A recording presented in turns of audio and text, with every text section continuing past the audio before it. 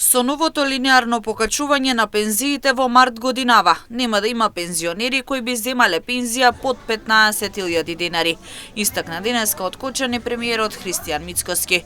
Посочувајќи дека пензионерите се најсиромашна категорија граѓани, тој кажа дека се работи на надминување на јазот во разликите на пензиите. Јасно се гледа дека пензионерите се најсиромашната група граѓани.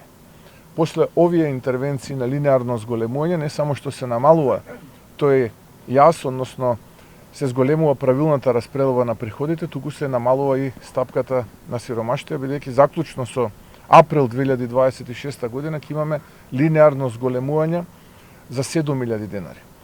Ќе ја потсетам на уште еден параметар кој што го забораваме, дека 150.000 пензионери пред да почне ова линеарно зголемување има пензии кои што беа околу 10 до 12.000 денари. 150.000 пензионери од 330.000.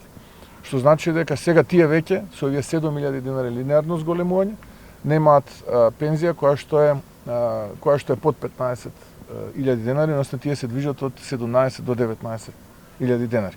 И како влада ќе продолжиме во таа насока. Додаде дека се намалува и процентот на сиромаштија во државата, согласно податоците на Државниот завод за статистика, ако се направи споредба од 2023 до денеска.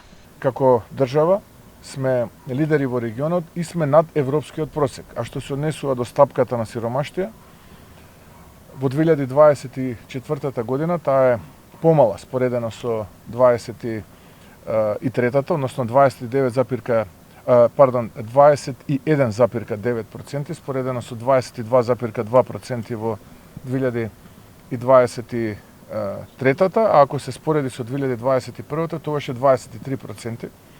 Пензионерите последното линеарно покачување на пензиите од 1.000 денари го добија во септември 2025 година.